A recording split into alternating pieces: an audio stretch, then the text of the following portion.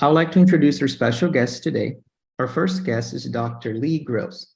Dr. Gross is the founder of Epiphany's Health Northport practice. He serves on the board of directors for the U.S. Medical Association, serves as the president for Docs for Patient Care Foundation, a national nonprofit organization dedicated to preserving the sanctity of the doctor-patient relationship, and has regularly led healthcare policy discussions at the state and federal levels. Additionally, Dr. Gross is appointee of the Florida Medical Association Council for Medical Economics and Practice Innovation and has served as the board of trustees for Fawcett Memorial Hospital. Dr. Gross is a six-time recipient of the Northport Sun Reader's Choice Award for Best Physician, and he earned his medical degree at Case Western Reserve University and completed his residency in family medicine at University Hospitals of Cleveland, where he was also elected the chief resident. Our next guest is Mr. Carl Schuessler, Jr. Mr. Schuessler is the co-founder and managing principal of Mitigate Partners, a risk management, cost containment, and employee benefits consulting firm that is a consortium of 25 plus employee benefits consulting and brokerage firms that have worked with healthcare leaders across the country to improve patient care, employee health resources, and financial sustainability for organizations that provide important health services. With over 30 years of experience, Mr. Schuessler has been involved in dozens of major projects, including developing his own proprietary fair cost health plan that seamlessly integrates over 20 cost containment solutions with a high-performance healthcare solution platform. Mr. Schuessler and Mitigate Partners have been nationally recognized for their work in creating localized employer-built healthcare plans in Forbes, Entrepreneur, Innovation and Tech Today, Physician Outlook Magazine, Free Market Medical Association, and Bold TV. By removing misaligned incentives, directing care based on quality and cost, and ultimately helping courageous employers fix their plans, employers are saving 15 to 30% in their healthcare spend. An accomplished speaker, Mr. Schuessler often rallies audiences with stories of how Mitigate Partners are changing Wall Street insurer-built healthcare plans by creating Main Street employer-built health plans and bending the social care, the healthcare cost curve. Thank you so much, gentlemen, for joining us. We're thrilled to have you guys. I know you have a presentation to start. And before we start the presentation, I would just like to remind our audience at this moment that we have a link that will be shared in the closing minutes for a raffle that we're going to be having at the end of our event. So we can just hang tight, and at the right time, we'll be sharing with the chat. So without further ado, we're excited to have this presentation that you guys have prepared. So whoever would like to start us off, please feel free to do so. All right, thanks, Kalumi, and thanks to Benjamin Rush Institute for having Dr. Gross and I here. We want to get one thing out up front. We don't proclaim to have all the answers to solving the rural health problem across the country.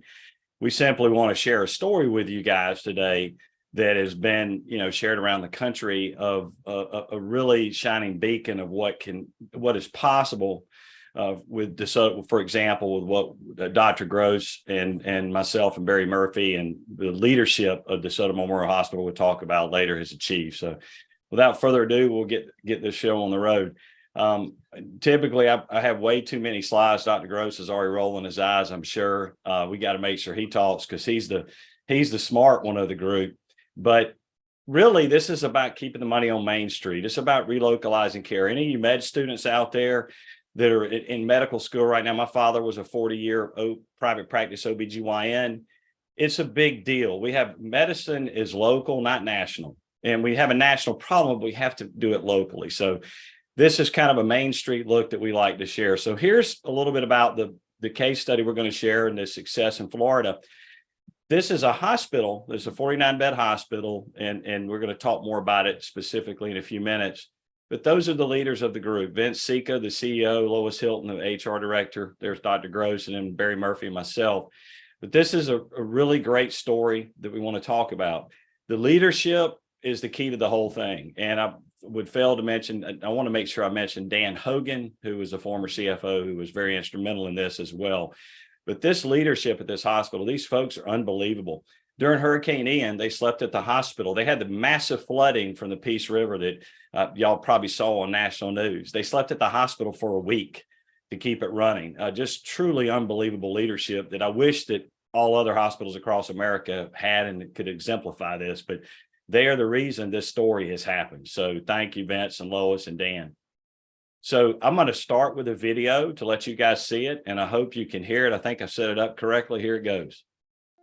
We are self-funded here at this facility and have been for 30 years. Our premiums kept going up and up and up. We're a small 49-bed hospital, and we realized that we've got to do something. When we met DeSoto Memorial, their health plan spend was about $2.2 million.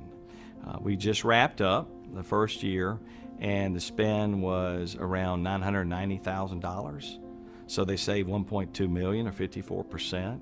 It's remarkable how much you can discount the price of something if you know you're going to get paid at the time of service. What do we eliminate? The middle. We're going direct. That's how you save. It's direct to employer contracting. We negotiated a cash knee replacement price.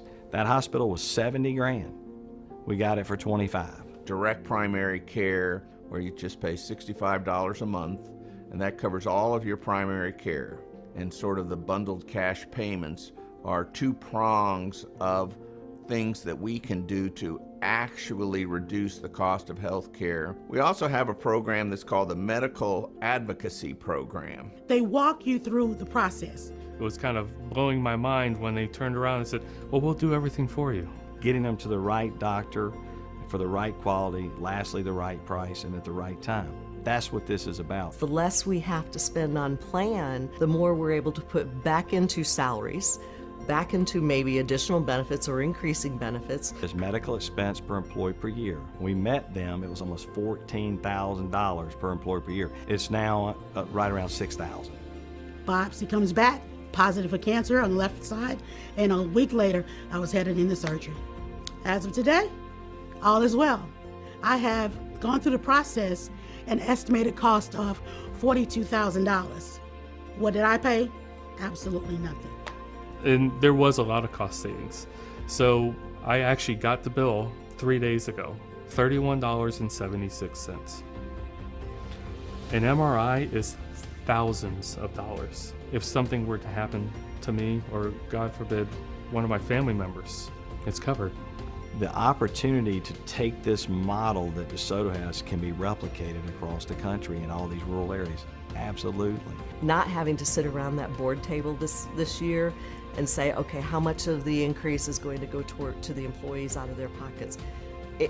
I was giddy. I was excited that we did not have to do that this year. And we deserve that. I know I do. That video was shot by Patient Rights Advocate. They're the real leaders that helped get the hospital pricing transparency laws passed back in January 21. And their team is wonderful. And they heard about some of the work that we were all doing, and they came down and shot some videos of some of our other clients as well. So again, and Dr. Gross also has a great video that explains direct primary care that was done. This case study and story has been shared all across the country, all over the place. And since we're talking about rural medicine, it doesn't get any more rural than it was told from a deer stand outside of Macon, Georgia in November of 19, about 32 degrees. And I got done in 10 minutes. Hopefully I'll be able to do it like that this time. But anyway, we won't bore y'all with that. Now, all you med students, I know y'all don't study enough and you need more work to do. You have a lot of time off. So here's a homework assignment. You need to get this book and order this book. It's called The CEOs Who Restored the American Dream.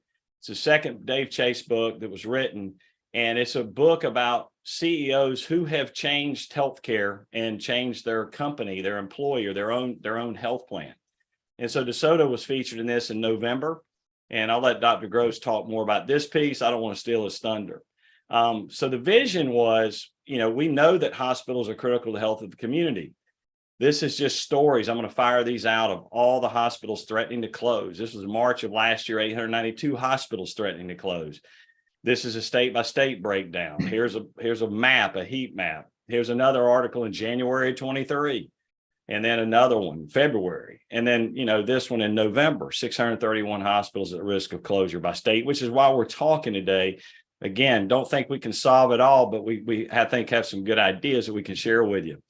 So the biggest thing that I think is important is any of you med students who are going to go out and work somewhere, you're going to go to a metropolitan area, you're going to go to a rural area. So people move for three reasons: jobs, education, and healthcare. If healthcare dries up, the town dries up. Look, do your research, look across the country. It's a big deal. So that's what we're here to talk about. Hospitals are critical to the health community. They have local access to healthcare, large employer in their own right. They're usually the largest employer in these rural areas. And they have to attract new employers to the community, so we need to keep their doors open. And the ultimate goal is to, again, protect the integrity of the employer health plan. These are employers who have health insurance they offer their people, but keep the money local while supporting local providers like DeSoto Memorial Hospital. And it ultimately benefits the employees of these companies that are centered in a town like Arcadia, Florida. The obstacles, the current system, as we like to say, favors the insurance cartel at the expense of everybody. Insurance companies and the pharmacy benefit managers, you ever heard of Optum, Express Scripts, CVS Caremark? Those are the pharmacy benefit managers, otherwise known as program bilking millions. They're in control. They negotiate contracts for the hospital for their own benefit, not for the hospital's benefit, for their benefit. They control plan offerings for the employers. They impede direct communications in the community. The physicians especially migrate to where the dollars are. That's why it's hard to attract doctors to rural areas today. Lack of pricing and quality transparency in the market. And again, the consumers don't know what things cost. And again, the plans that are built for consumers or employers are not built correctly, and they don't reward them for making good decisions. So here's an example of the biggest issues in healthcare, really across the country. What if bought groceries the way we buy healthcare? There are no prices on anything here. Oh, believe me, some of it's pretty spendy. Whoa, that's really gone up. Stop. I don't need both, just one or the other. It depends on the price. Oh, that's called shopping. We don't do that here. Thank you for coming in. Your bill? Your version will be mailed to you in 30 days. Good luck trying to make some sense of it. So I'm sure some of you are laughing out there. It's really not funny. Healthcare is the only thing in America we don't shop for. We don't know the price for 30 days. And that's not how it has to be. That's what DeSoto Memorial's been able to do in Arcadia. It doesn't have to be that way. So here's a great example. This is a colonoscopy billed as a multiple of Medicare. The orange represents a multiple of Medicare. So DeSoto may be billed out at 6.3 times Medicare. Sarasota Memorial Hospital, 8.6. Lee Memorial at 8.7. Tampa General, on and on. And then you look at Fawcett Memorial, 21 times Medicare. So what does that mean? What does an employee of a company that is in, say, Arcadia, Florida, look to spend? What is it going to cost them? Colonoscopy at DeSoto is $2,940. But if they pick the wrong hospital, it could be upwards of $21,000. And those are things that DeSoto has really just broken the walls down so that people can find this out and know that. And that's important. And many of these rural hospitals give great care too, and they usually can do it a lot less costly than a major hospital system. So where do the Central Florida citizens go for healthcare? This is a major joint replacement. That's what Lakeland Regional charges. Tampa General charges $106. Sarasota Memorial charges $82. Fawcett charges $157,000. Grab your wallet. Bayfront charges almost $117,000. Lee Memorial charges $80,000. And then Arcadia, you look at DeSoto, there it is, $18,550, a five-star hospital. There's only about 16 five-star hospitals in Florida. That's what they charge. So it's a big difference. But for all you med students, the employees that work at these companies, they don't know this, and they have no way to know it. And that's why you have to do the plans right and take advantage of these local hospitals to work with you and design programs for you to help benefit you. This is something Dr. Gross shared with me years ago, but that's a real difficult challenge. I showed this to my dad and he laughed, as I told you, he was a private practice OBGYN. How can you help the patient when you haven't looked through a third party? So you got to eliminate the middles. So the new way forward is community-built healthcare. It should be built for your community. It should be Arcadia-built healthcare, not insurer-built healthcare, and get rid of the insurance companies and the network interference. You don't need it. Direct contracting works well. Thanks to Dr. Gross, DeSoto Memorial was able to achieve some great relationships outside of their community for certain specialties they needed. And we were able to do direct contracting, no intermediaries. It's based on fair and reasonable reimbursements, neighbors working with neighbors for the benefit of all. Back to the Marcus Welby MD days, the way it was. Any of you youngsters out there, Google Marcus Welby if you don't know who it is. That's the way it used to work. And that's how it can go back. Relocalize it, bring it back, community owned. Ultimate benefit of the employees. And again, the employer built health plan. This is the DeSoto Memorial built health plan. We use granular data that we all analyze together, including Dr. Gross, to actively manage their health spending patterns. We were able to steer to the local hospitals and pharmacies, again, and offer affiliate hospitals, tertiary hospitals for things like cardiac care that DeSoto didn't do, obstetrics. And again, with Dr. Gross's team and Dr. Hubman there as well, and Dr. Crouch, you've got the resources in place to impact the chronic conditions. And again, you don't necessarily have to have networks. It just has to be a fair and reasonable reimbursement. Everyone needs to win. And you got to engage the employees of these companies. And that's one of the great things that Dr. Gross and his team does such a good job of. So the bonus for the community is, DeSoto has their own pharmacy inside their hospital, and they can pass on their acquisition cost to other local employers, which again, drugs is a big problem in America, folks. Y'all know that. I mean, most people can't afford their meds. Most people don't have $500 in their checking account. How are they going to take the medication over deciding what they're going to put on the table at dinner? That's a problem. So there are different strategies. Well, I'm not going to go into all the details, but these are some of the different strategies that can help. And again, you've got clinical support as well. Since they're a hospital, you have a lot of help for the employee and the employers. Benefits of the hospital, most of it can't, if it can't be done there, there's other opportunities for people to go to. Also, we let the employees use DeSoto Memorial Hospital with no deductibles and no out-of-pocket cost.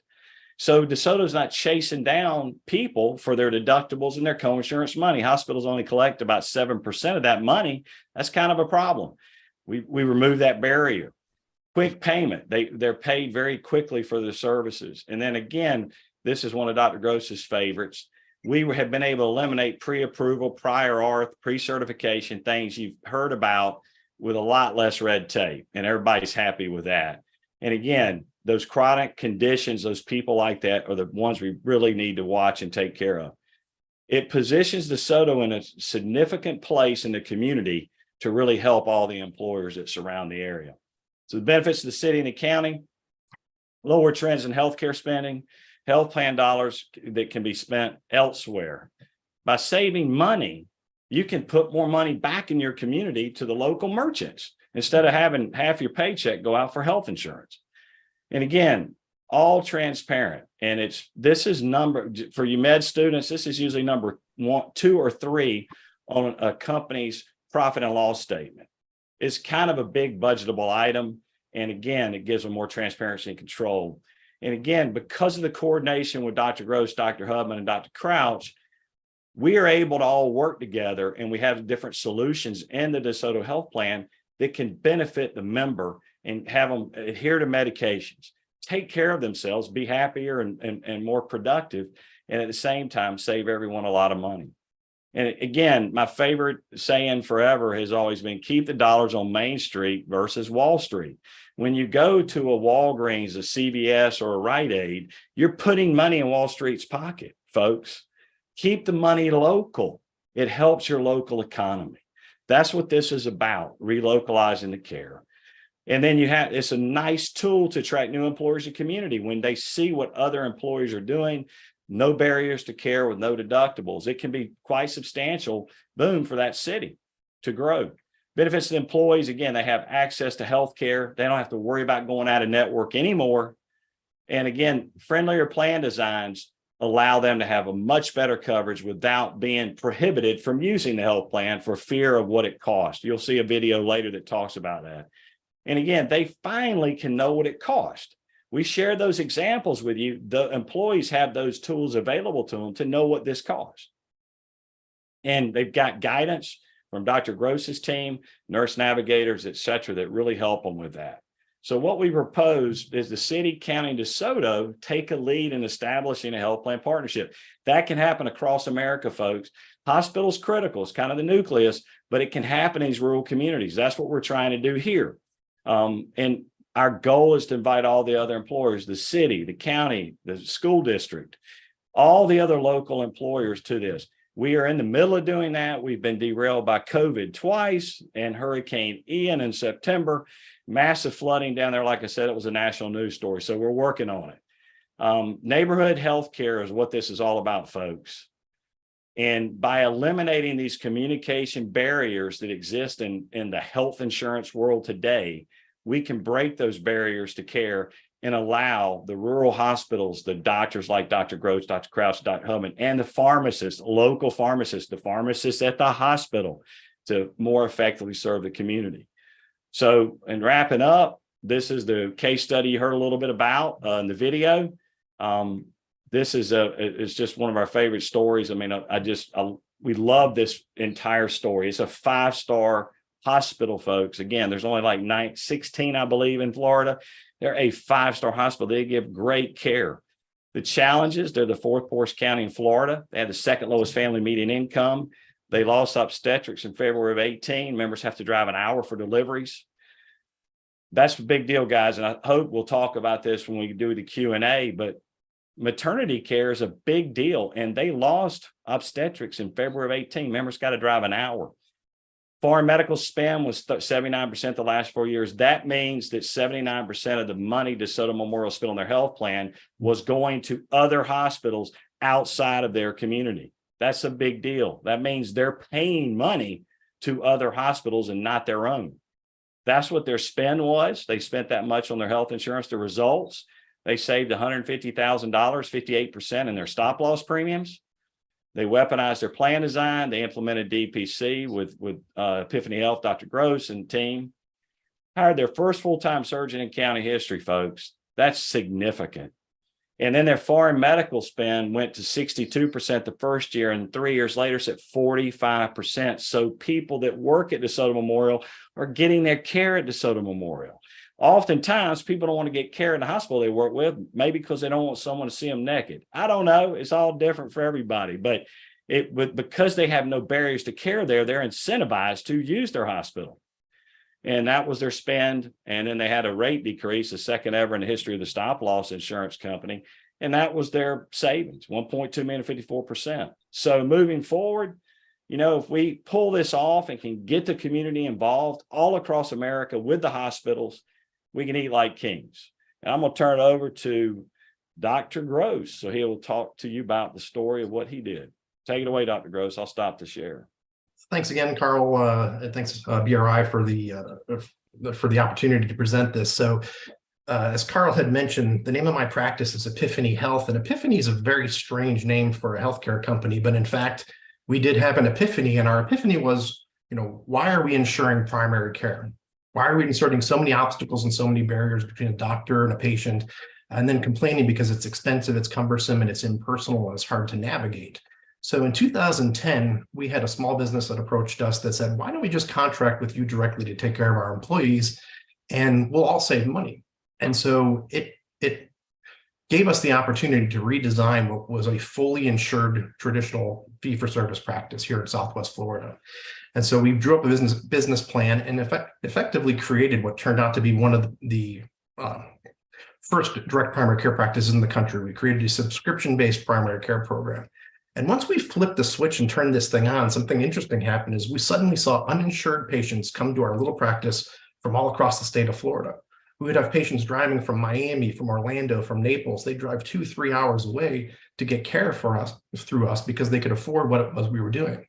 So to give you an idea of what that is right now, it's $85 a month for an adult, $30 a month for one child, and $15 a month for each additional child. And after that, we don't charge anything for the services in our office, and we bill nothing to a third-party insurer.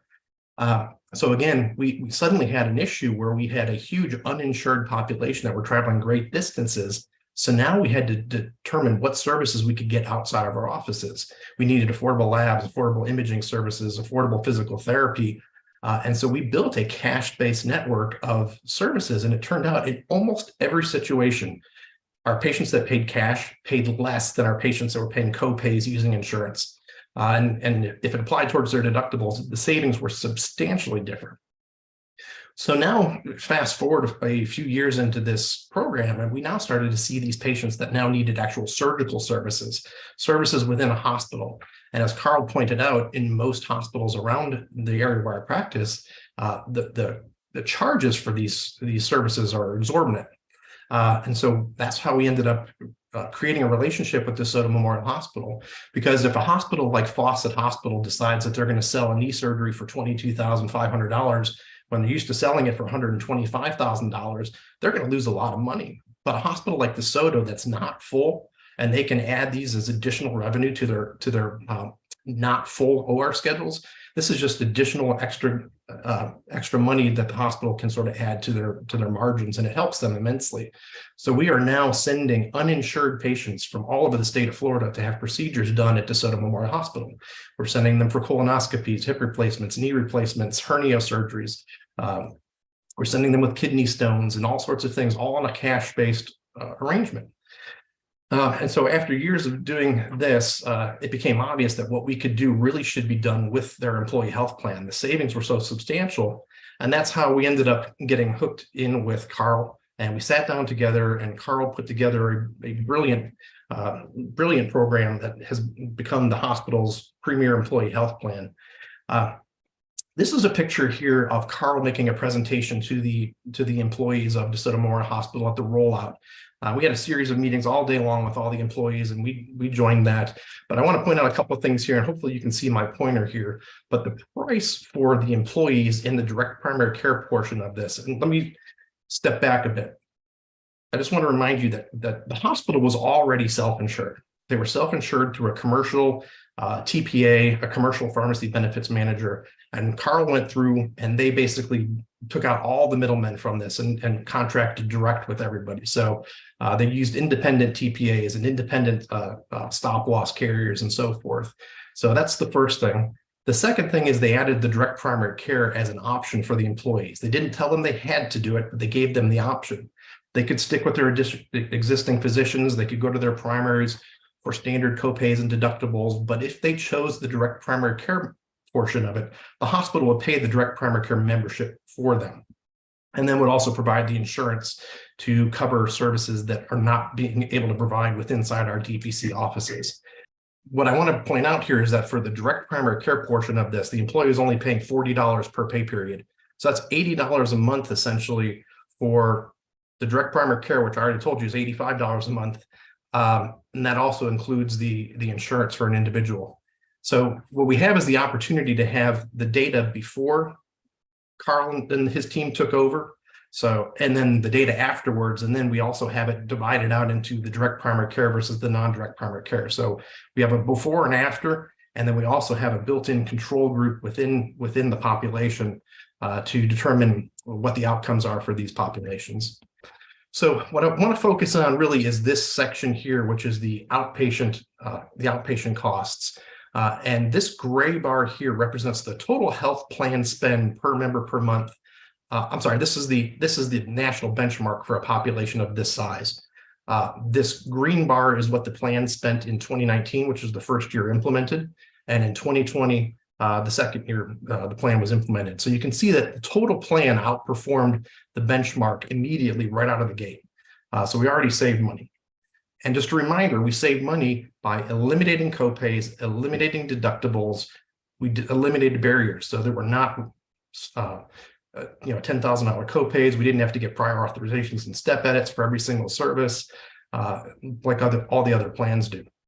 So, but if you break it down into the direct primary care versus the non-direct primary care, you can actually see something starting to develop here. So again, focused in this outpatient section here, the national benchmark for this type of population is here on this gray bar. And you can see that in 2019, the non-DPC plan saved money, but in 2020, they were already back up to the national benchmarks. Still, again, performing well compared to the national benchmarks. But if you look at the actual direct primary care side of it, you can see that that's largely what was driving the cost savings within this population. So, and here's your benchmark, here's year one, here's year two. We actually got cheaper as we went along.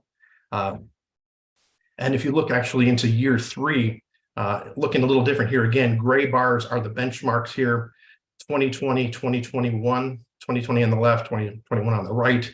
The blue bar is the spend on the direct primary care side. The orange bar is the non-direct primary care. So you can actually see massive savings on the total spend in the direct primary care side of things. So if you extrapolate out the full 3 years, what you actually see is a 38% savings in the direct primary care side of the practice. So we actually saved money with no copays, no deductibles, essentially free primary care services.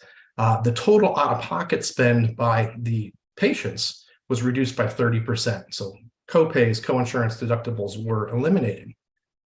The nice thing about direct primary care is because my office time is not spent fighting with insurance companies, dealing with authorizations and step edits, and because Carl set it up so that everything that we refer to is automatically covered, it frees us up to do more within the office. So less referrals to specialists, more availability in the office. And so we actually reduced emergency room referrals by 40% in the direct primary care side. We had a 30% reduction in the amount of money that was spent in a specialist's office. And interestingly, when you say, okay, but you prepaid for the primary care, therefore you probably spent more on the primary care. But when you actually look down here, the primary care was actually 20% cheaper in the direct primary care side. So it turns out that when you have a fee for service primary care office they're very efficient at extracting money per patient visit. That's what they do. Every level 3 visit should become a level 4 visit, should become a level 5 visit, should result in nebulizer treatments and so forth to essentially run up the bills. We have no need to do that in the direct primary care side. So we actually don't have to try to extract money from the plan or from the patient. And we don't have to look at the patient's insurance as an ATM machine to fund our practices. So the logical question is then, well, you obviously, just because you were so cheap, you must have had a healthier population. But in fact, we had 21% more chronic disease in the direct primary care group. If you look at the blue bars here compared to the green bars, the green is how much chronic disease you would expect in a particular population.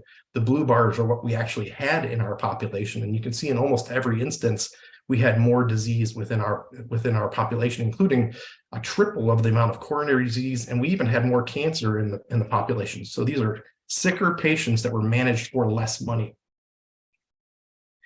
And I want to focus on two things here, because if you look at the national benchmark for managing diabetes, the national benchmark is $4 per member per month, and we did it for 72 cents. So an 82% reduction in management of one of the most common conditions that you see in the country. So you ask, well, why would that be that you can do it for so much less? And I think one of the important things is that when you're on that treadmill in a fee-for-service practice and you're spending 5 minutes of your 7-minute office time trying to make sure you click the boxes to make sure that you get paid for your services, then it takes 3 minutes to write a prescription that costs $600 a month. But it takes 30 minutes to not write that prescription. It takes 30 minutes to teach people what they need to do to not need these extra medications and maybe even get them off the medications. So we actually were able to save 82% on the management of diabetes. Down here in the dermatology part, we don't usually refer out our dermatology or routine stuff. So we do biopsies in our practice and we can take off minor skin cancer. So what might cost $2,000 in a dermatology office, we can do for $35 in our office just by paying the pathologist fee for our services. So we were able to save about 85% on our dermatologic services. To Carl's point about the domestic spend versus foreign spend. So again, this hospital is the insurance company. So the hospital provides most of the services that can be done for the employees. So it to their advantage to keep those services within the hospital. So the way Carl designed the plan and the way that the team designed the plan was, if services were done in the hospital itself, it was free to them. Again, no copays, no deductibles, free MRIs, free CAT scans, free surgeries. And so you can see here, before we started on the non-direct primary care side, we had about a 50-50 spend versus the patients in the direct primary care versus, foreign versus domestic. I'm sorry, I'm getting confused here, but so again, this is before we started. You can see that there was about a 50-50 spend, how much was spent locally versus away. And now on the direct primary care side, 85 cents of every dollar are spent at the hospital. So we were actually able to get the patients the care they needed by managing them through the hospital itself. And so of the money that was spent, 85 cents of that money was spent from the hospital's right pocket to the hospital's left pocket. So we saw, once we launched this, we saw almost a 30% year-over-year growth. Again, the direct primary care was optional, but word of mouth, people started to talk to their friends, and we started to grow. And so we again have seen 30% year-over-year growth in the DPC uptake by the employees. We had an initial 20% reduction in the employee premiums right off the bat.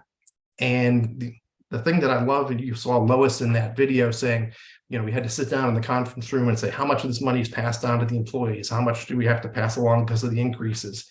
We are in year number 4, and that $40 that I showed you per pay period, what we charged at the launch, is exactly what they're paying today. We have not increased the premiums to the employees 1 penny since this plan launched in almost 4 years. Carl already mentioned the stop loss premium. Because of the way that this plan was designed, we were able to have a successful practice that was able to allow us to bring in a full-time physician to manage our DeSoto location with DeSoto Memorial. So we brought in, this is Dr. Hubman. So it started off with me and Dr. Crouch, now has a full-time presence out there. So it allowed us to expand resources to this community. And as Carl said, you know, the first year before we launched this, it was about $2 million in spend. It dropped down immediately and then started to go up. So, but we did see about a $1.2 million savings. The difference between my numbers and Carl's numbers are whether it was calendar year or fiscal year, but they're the same numbers. And if you look to what Medicare does when they try to build this mousetrap, they created these rural accountable care organizations, these very complex mousetraps.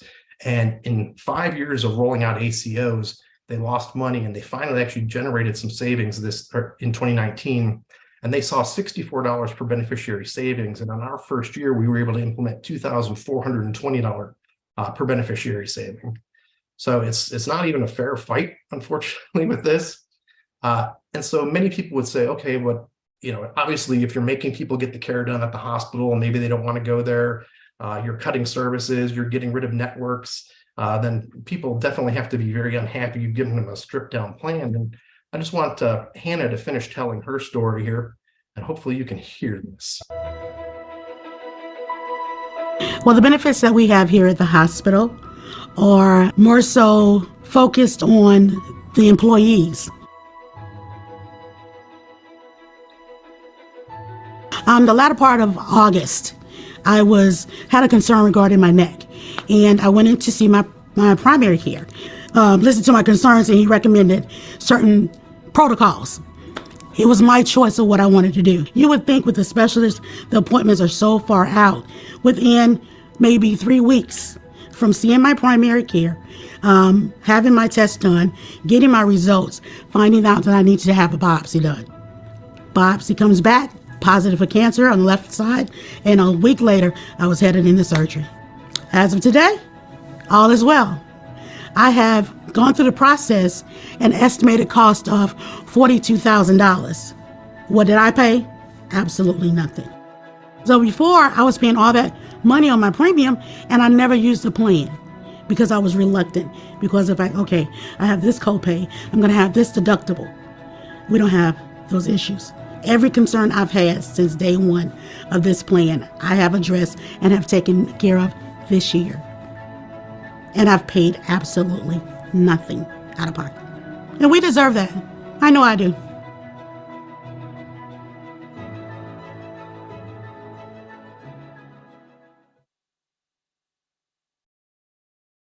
And I think with that, why don't we go ahead and open it up to some Q&A.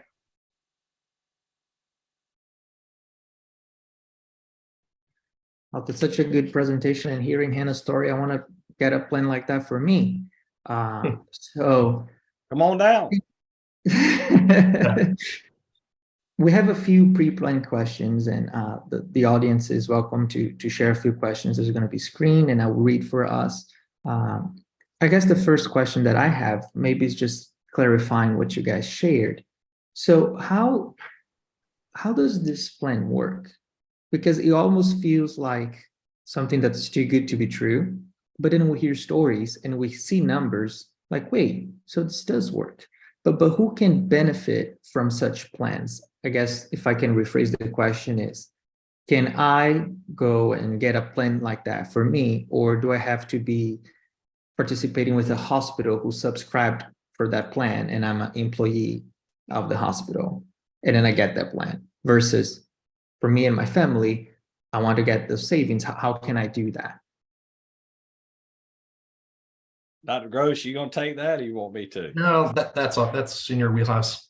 All right. Did that make sense? Or I feel did. like maybe did I make things more confusing than they have to be? No, you good, Clemmy. I don't know that I have a wheelhouse, but I will attempt to try. The goal of what we've done here is to take the plan that was created at DeSoto and go to other employers in the community. Normally the largest employers in these rural areas are the city, the county, the school, obviously the hospital.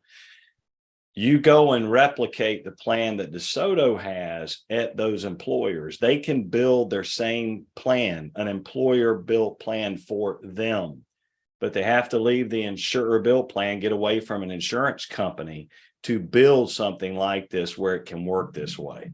You can't go find I'm going to pick on one, a Blue or United plan with no deductible. They don't really exist anymore. And if they do, the employer will go bankrupt trying to offer it.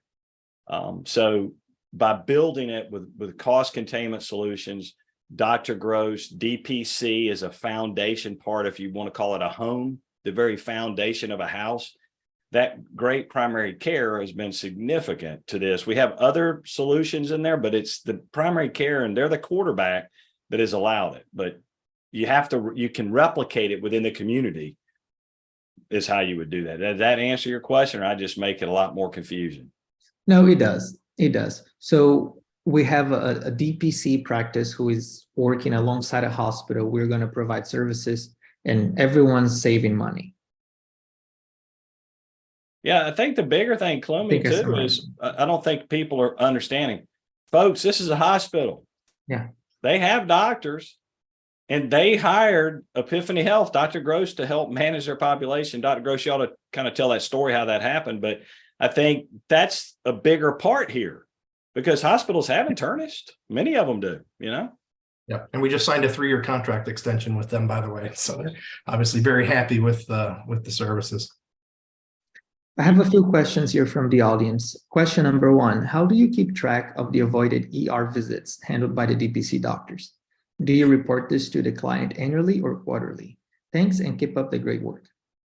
I'll take this one. So there are certainly some practices out there, some DPC practices that actually do record a preventable ER visit. They'll track that sort of thing. The data that were reported here truly was on the plan spend, on how much they spent in the emergency room. So on the DPC side versus the non-DPC side, you could actually look at the dollars that were spent on emergency room care, and that's where we saw that drastic reduction in ER total spend. We didn't track the actual total number of visits in the ER, but the total spend is what we tracked. And again, and that was per member per month, so it wasn't just the total plan spend. I'm going to add a secondary question to this one. We're talking about preventable ER visits. How do we tackle that with a DPC model such as what you have, Dr. Gross? Is it the time that you have available, whether through education or just like, hey, we have the time we can do this here versus sending you to the hospital to have the same procedure done at the hospital at an ER bed that can be done at a clinic and you're here? Is that what it is? It a time frame in which physicians are fighting for 7-10 minutes and when they have to document for 8 minutes? I don't have time to help you right now. You have to go to the ER versus I have the time. You already paid me. And we have the time. I'm going to save you the money and time now. Yeah, absolutely. And so it is about the time. It's about the how you set up your practice. So if I'm a standard fee for service practice, if I walk into my office in the morning and I have open slots, that's lost money. As a fee-for-service doctor, my schedule is filled before I even walk in the day, and anybody that calls with a problem either gets double or triple booked onto my schedule. You have 3 patients, 5 patients in the same time slot. You get referred to maybe a physician assistant or a nurse practitioner who doesn't really necessarily know as much about your care or your history. Whereas me, when I walk into my office, I have 2 hours out of my day already open for same-day emergency visits. Because I'm being paid to be available. So if you call me in the morning, you can usually be seen within the hour. If you call me in the afternoon, you can be seen within the hour. And so it's extremely rare that we have to refer patients to the emergency room because we're too busy to do so. And because our schedules are designed in such a way, we can avoid some hospital admissions because I can see somebody back 2, 3, 4, 5 days in a row and give them outpatient care with close observation because I know I can see them back and I know I can have the continuity, as opposed to if I had a full schedule, I know I couldn't get them back in and give them daily antibiotic doses.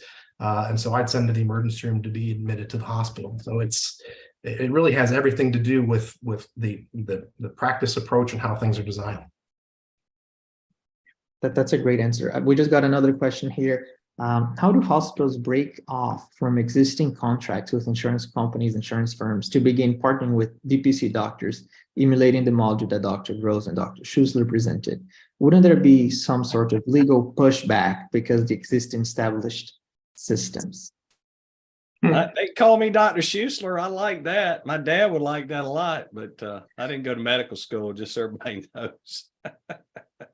Go ahead, Dr. Gross. I can piggyback after you go.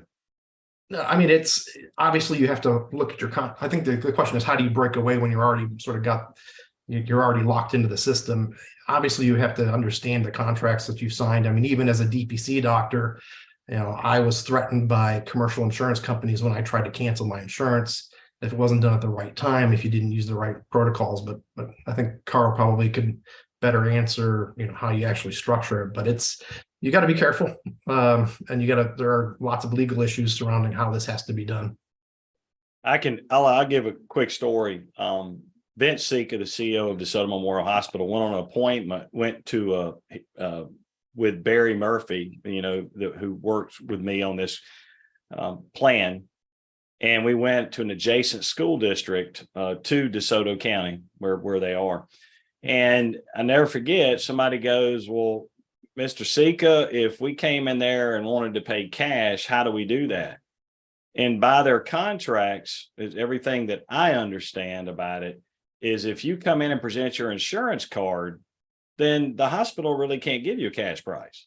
That's part of the contract they sign. And as I like to say, if that isn't a cartel, I don't know what is. I mean, come on. So they do that. And then Vince said, if you come in and want to pay cash, we can do that straight up, no problem. But if you show that insurance card, they got to walk that line. Wow. I guess maybe this question would be more guided towards Dr. Gross.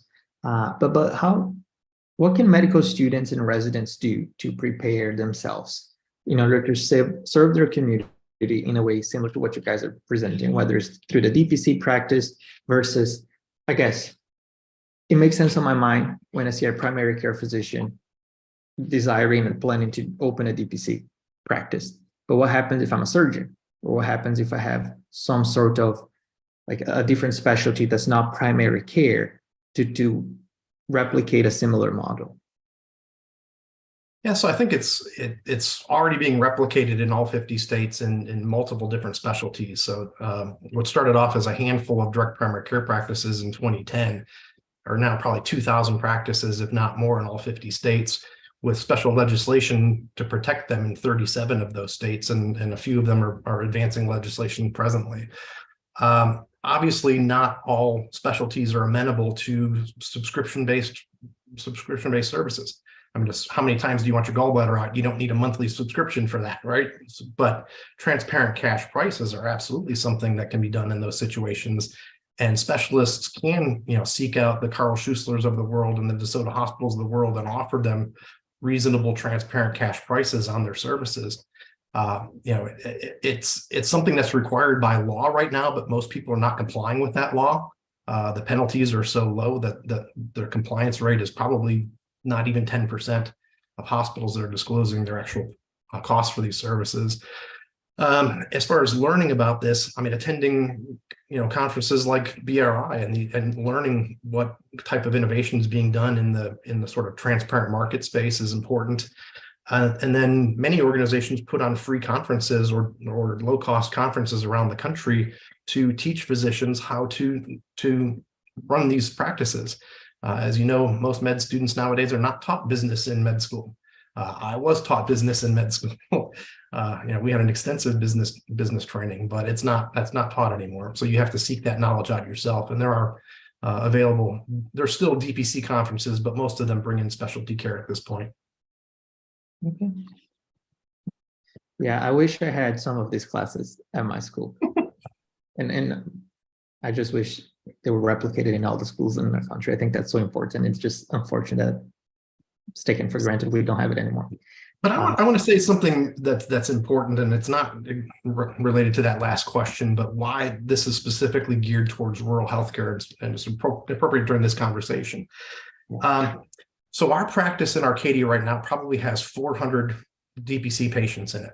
That is a fiscally viable practice with 400 patients in it.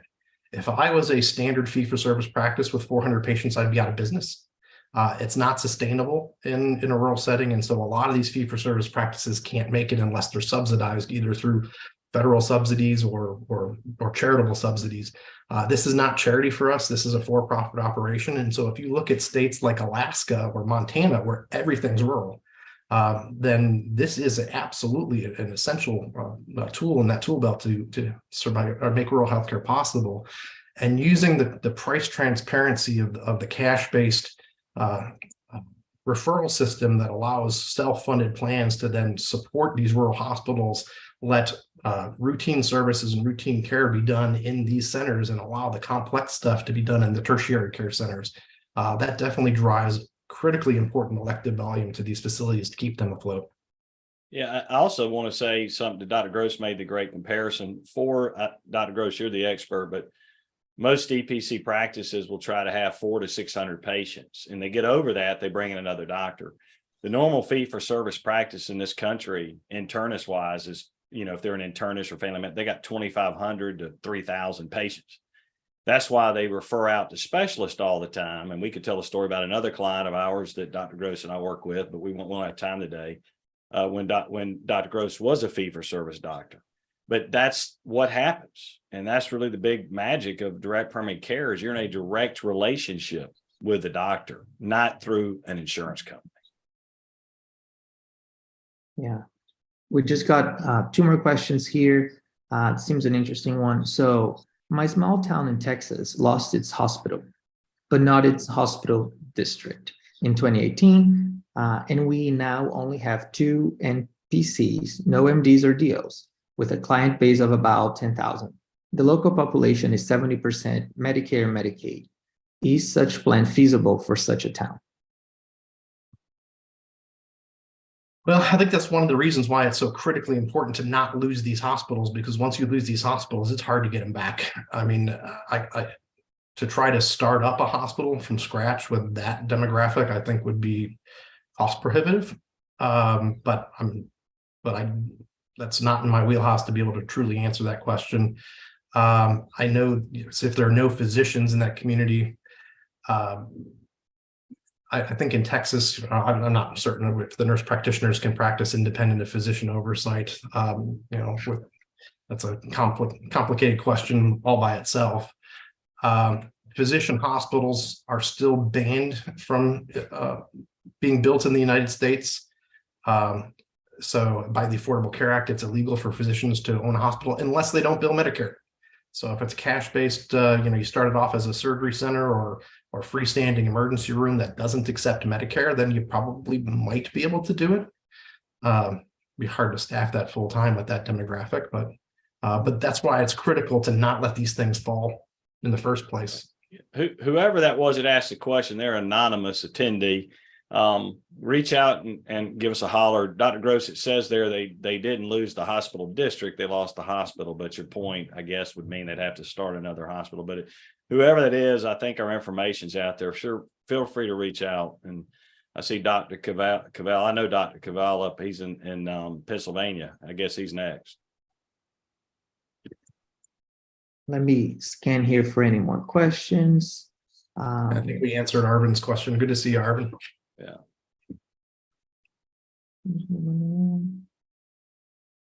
So let me see if I understand this question. So many clients are used to traditional way of insuring their workforce, and in the modern age, there are better solutions. Can you help everyone understand that this is not any more risky than the insurance build plan? People get stuck on networks and their own docs, but please put people at ease that this is a better solution.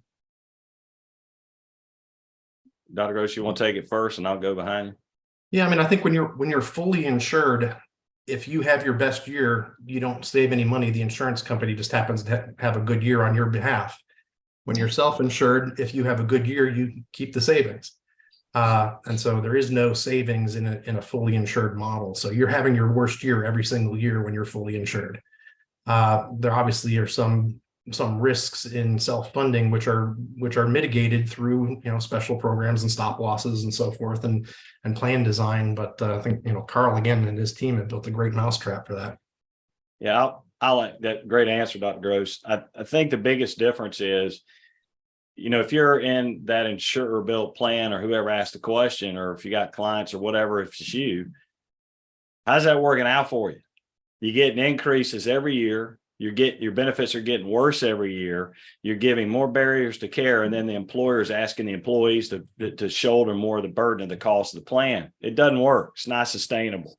So with a self-funded plan, if you do a self-funded plan via an insurance company, it's still an insurer-built plan. DeSoto had an insurer-built plan when Dr. Gross introduced us and we all met.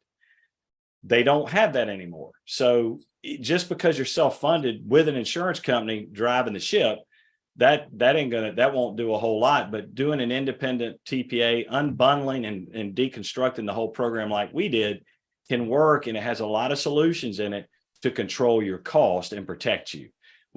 Groups as small as 5 employees are doing self-insuring right now. It's absolutely possible to take what DeSoto did and replicate it across the country. That's awesome. And I think it will be a good time to wrap it up with those good news that is possible. And I'd like to give you both, gentlemen, again, thank you so much for coming, an opportunity to have any closing remarks. We'll be sharing the link for our raffle in a few minutes while you guys are sharing our closing remarks. Go ahead, Dr. Gross.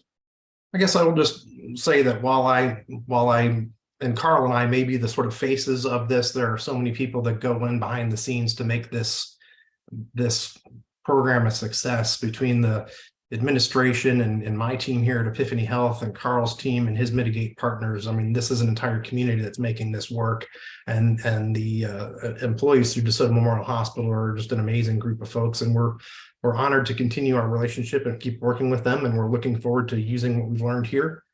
Proof of concept that you save 50% on health plan spend. If Medicare saved 5% on health plan spend tomorrow, it would be front page of the New York Times.